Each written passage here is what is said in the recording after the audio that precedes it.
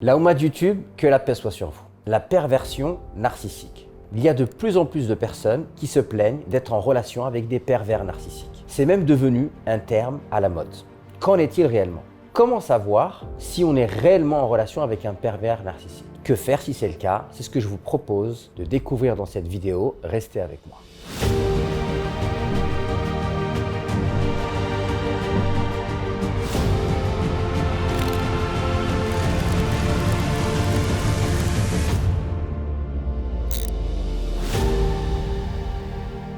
Alors, qu'est-ce qu'un pervers narcissique? Tout d'abord, j'aimerais dire que la perversion narcissique, c'est un concept qu'on trouve en psychologie. Et donc, il est compliqué de dire qu'une personne est un pervers narcissique si elle n'a pas été diagnostiquée par un professionnel. Et aujourd'hui, je pense qu'on abuse de ces terminologies et finalement, tout le monde voit des pervers narcissiques partout. Donc il faut faire très attention avec ces terminologies et ne pas les utiliser à tout va. Beaucoup de personnes considèrent qu'elles sont en relation avec des pervers narcissiques et quand on creuse un petit peu, on s'aperçoit que oui, peut-être qu'elles ont un partenaire qui est difficile, mais de là à dire que c'est un pervers narcissique, c'est un petit peu exagéré.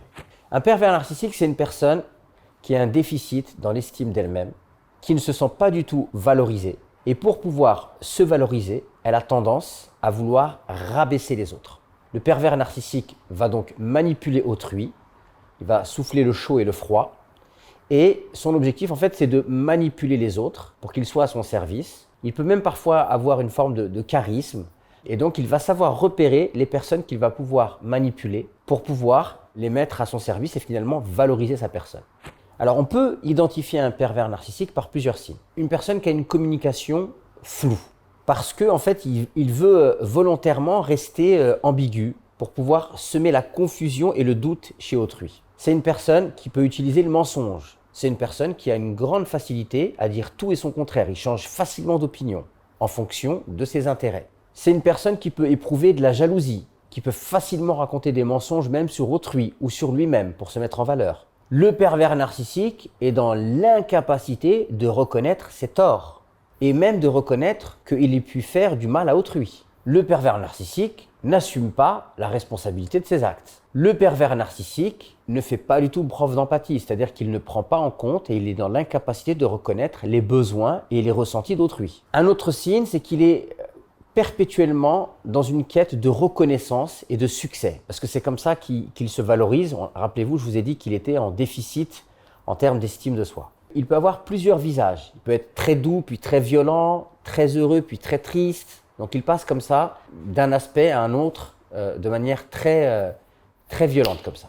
Alors le pervers narcissique n'est peut-être pas conscient du mal qu'il peut faire à autrui. Par contre, il est tout à fait conscient de la manière dont il manipule les autres.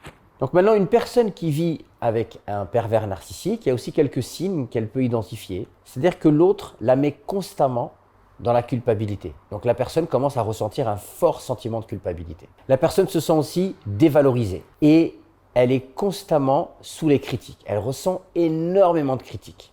La personne, tout simplement, ne se sent plus elle-même. Là où dans une relation saine, on sent qu'on est dans une relation saine parce qu'on se sent soi-même et on sent qu'on avance. Lorsqu'on est avec un pervers narcissique, on a l'impression qu'on a perdu son identité. On n'arrive plus à savoir qui on est et on a même l'impression qu'on est devenu une autre personne à cause de la pression exercée par le partenaire. Pareil, lorsque vous êtes victime d'un pervers narcissique, eh bien, dans ce genre de relation, on a tendance à faire attention à tout ce qu'on dit parce qu'on a peur de contrarier le partenaire et on a peur aussi de ce qu'on va dire parce qu'on sait que l'autre a tendance à utiliser tout ce qui va être dit pour le retourner contre nous.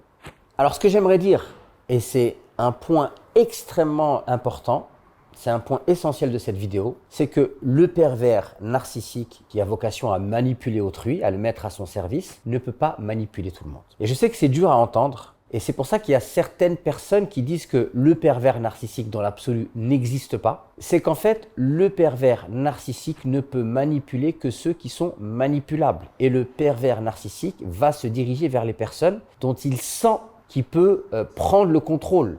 Mais le pervers narcissique ne peut pas manipuler tout le monde. Donc si vous êtes victime d'un pervers narcissique, alors bien sûr, le pervers narcissique a sa responsabilité.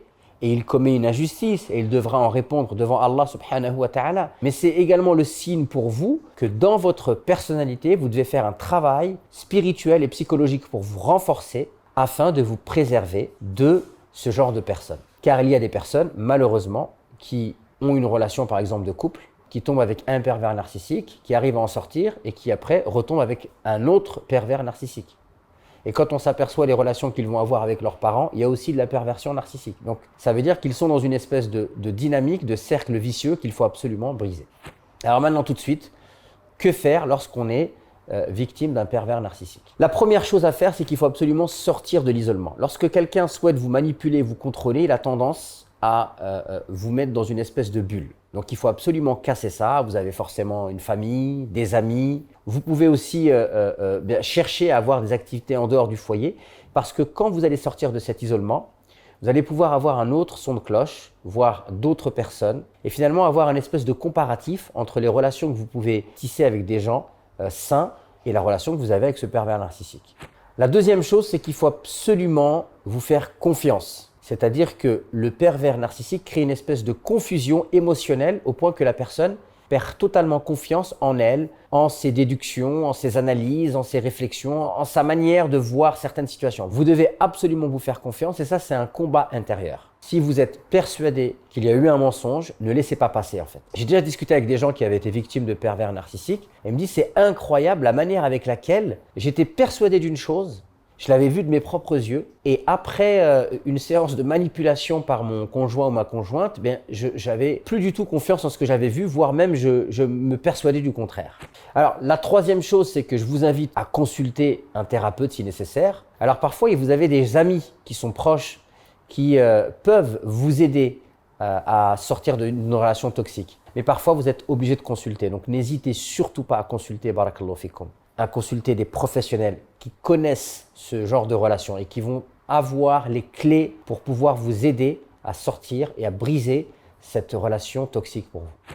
La quatrième chose, c'est que vous pouvez utiliser des techniques de contre-manipulation. Un pervers narcissique cherche à vous manipuler. Alors, comme on l'a dit, il a une manière de communiquer qui est floue, qui est ambiguë. Il passe du coq à l'âne, il souffle le chaud et le froid, il dit tout et son contraire. Et généralement, le pervers narcissique, il vous tient en vous culpabilisant, en vous noyant sous les critiques. Donc, si vous avez une capacité en fait à vous aussi faire de la contre-manipulation, ça peut être très efficace. Comment ça se passe la contre-manipulation? Par exemple, on va donner l'exemple d'un homme qui serait pervers narcissique et dès qu'il rentre chez lui, il met la pression à sa femme, il la culpabilise. Tu as mal fait ça, tu n'as pas fait ça, tu as mal cuisiné, tu as mal ceci. Et c'est constant comme ça, un rouleau à compresseur. Mais ce qu'il faut essayer de faire, c'est de répondre par des phrases courtes, en utilisant de l'humour, de l'ironie. Et en fait, si par exemple il vous dit « tu as mal cuisiné », vous pouvez répondre « toi tu aimes pas, mais tes enfants ils ont mangé ça, ils se sont régalés ». Il vous critique sur le ménage. Oui, effectivement, j'ai peut-être pas bien fait le ménage, mais si tu savais tout ce dont je me suis occupé, notamment je me suis occupé de tout ce que tu n'as pas à toi à ranger dans ta chambre. Et en fait, si vous arrivez à répondre de manière courte comme ça, déjà psychologiquement parlant, vous allez sortir de l'influence néfaste qu'essaye d'avoir sur vous votre conjoint. Vous utilisez des réponses courtes en mettant de l'ironie, de l'humour. En fait, vous envoyez un message qui est extrêmement perturbant pour le pervers narcissique. Vous êtes en train de lui montrer qu'il n'a plus d'emprise sur vos émotions. Et là, croyez-moi, c'est un moyen par lequel vous pouvez briser l'influence néfaste qu'a le pervers narcissique sur vous. Dans cette vidéo, vous avez peut-être remarqué que souvent, j'associe les hommes à la perversion narcissique. Parce que, en fait, pour beaucoup de scientifiques, c'est les hommes qui sont majoritairement victimes de la perversion narcissique. C'est-à-dire que c'est eux qui sont les pervers narcissiques. Même si, bien sûr, il peut y avoir aussi certaines femmes qui peuvent être des perverses narcissiques. Cinquième point, et là on va être clair, c'est que très souvent, lorsque vous êtes face à un pervers narcissique, il n'y aura pas d'autre solution, si vous êtes marié, que de divorcer. Je rappelle, et je vous renvoie à cela sur ma vidéo sur le divorce, dois-je divorcer? Qu'on ne divorce pas comme ça, il y a un certain nombre d'étapes à respecter, mais en tout cas, sachez que lorsqu'on est confronté à un pervers narcissique, le divorce peut être une solution. Et enfin, et c'est le dernier point, je vous invite à faire un travail d'introspection, car comme je l'ai déjà dit dans cette vidéo, si vous avez été victime d'un pervers narcissique, c'est que vous aviez une prédisposition à être victime d'un pervers narcissique. C'est le signe donc qu'il faut absolument faire un travail intérieur pour vous renforcer et vous mettre dans des dispositions psychologiques qui vous permettront de bâtir des relations saines à l'avenir avec un futur conjoint éventuel ou une future conjointe et de ne pas retomber dans ce cercle vicieux des relations toxiques. Alors certaines personnes sont hermétiques à ces terminologies de pervers narcissiques. Certains disent que non, c'est de la psychologie, il ne faut absolument pas reprendre ces terminologies. Et d'autres, bien sûr, abusent de ces terminologies et voient des pervers narcissiques partout, comme je l'ai déjà dit au début de la vidéo. Sachez que religieusement parlant, dans le Coran, on nous parle des hypocrites. Et les hypocrites sont des gens qui sont dans une forme de manipulation. Même le Coran n'est pas contre l'idée qu'il y a certaines personnes qui sont là pour vous manipuler et vous tromper. Le fait de reconnaître l'existence des pervers narcissiques ne nous met absolument pas en porte-à-faux avec des principes religieux. Néanmoins, nos principes religieux nous invitent à n'affirmer des choses uniquement si on en est sûr. Il faut avoir des éléments probants et sérieux. C'est pour cette raison que je vous invite à utiliser cette terminologie avec beaucoup de précaution et beaucoup de prudence. J'espère que cette vidéo vous sera pleinement profitable. Je vous le rappelle encore une fois, je vous invite à consulter des spécialistes si vous pensez être confronté à ce genre de situation. Et n'hésitez surtout pas à partager cette vidéo si vous pensez qu'elle peut être profitable à des membres de votre entourage. Et je vous dis à très vite pour de nouvelles vidéos.